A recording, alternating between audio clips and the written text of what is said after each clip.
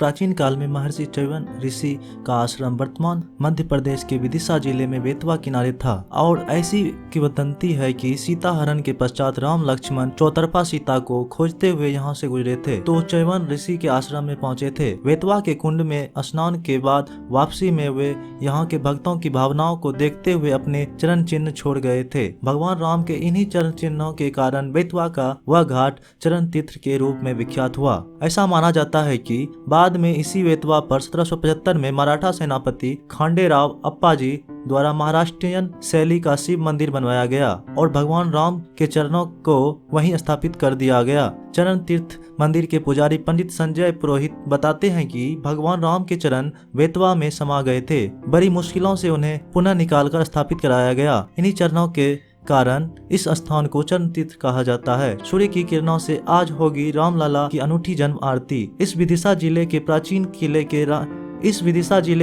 किले के रायसन गेट के पास महाराष्ट्रियन परिवार द्वारा संरक्षित मठ है। यह रामलला का मंदिर है। यहाँ स्थापना के समय से ही भगवान राम का जन्मोत्सव रामनवमी पर उत्सव से मनाया जाता है। ऐसा माना जाता है कि भगवान के जन्म पर सभी देवता उनके दर्शन करने आए थे, इसीलिए सूर्यदेव को भी दर्पण में उतार कर उनकी किरणों से भगवान की जन्म आरती की जाती है। यहाँ पालना उत्सव होता है जिसमें महिलाओं और भक्त भगवान के बल स्वरूप को पालन झुलाते हैं। वर्ष 1775 में स्थापित इस समर्थन मठ की स्थापना स्वामी समर्थ रामदास के अन्य भक्त और शिष्य राजा राम महाराज ने की थी। इस मठ के सेवक और रामलला के मुख्य सेवक विनोद माधव राव देशपांडे बताते हैं कि समर्थन रामदास जी ने राजा राम को हनुमान प्रतिमा देकर यहाँ भेजा था और कहा था कि तुम्हें राम दास्य संप्रदाय चलाना है। इसके बाद राजा राम पूरे देश में घूमकर प्रचार करते रहे और फिर 1745 में विदिशा आए थे।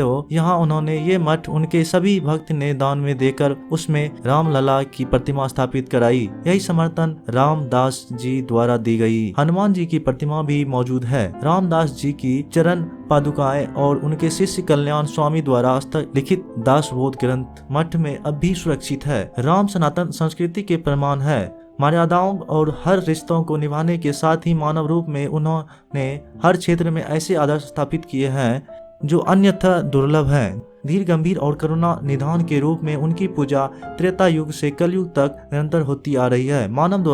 मानव रूप में भले ही अयोध्या उनकी जन्म स्थली रही हो, लेकिन विदिशा भी उनसे दूर नहीं रहा। विदिशा वह नगरी मानी जाती है जिसे राम के छोटे भाई शत्रुघ्न के पुत्र ने भी राज किया है। ऐसे मान्यता है कि वनवास के दौरान राम यहाँ से गुजरे थे और उनके चरण चिन्ह अब भी यहाँ मौजूद है। वही स्थान चरण तीर्थ कहलाते हैं। बेतवा और वेश नदी के संगम पर वनवासी राम लक्ष्मण की काले पत्थर से बनी प्रतिमा भी राम से अपना नाता बताती है। छत्रपति शिवाजी के गुरु और राम दासी संप्रदाय के समर्थक रामदास जी ने अपने शिष्य राजा राम महाराज को हनुमान जी की प्राचीन प्रतिमा और अपनी खड़ाऊ प्रदान की, जो अब भी 277 साल पहले स्थापित समर्थन मठ में मौजूद है।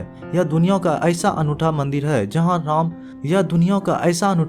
जहां राम जन्मोत्सव की आरती बाहर खुले मार्ग पर सूर्य की किरणों को दर्पण में उतारकर करीब 80 फीट अंदर गर्भगृह में सूर्य की किरणों से होती है। दोस्तों, यह कहानी आपको कैसी लगी हमें कमेंट में जरूर बताएं। मिलते हैं एक नई कहानी के साथ।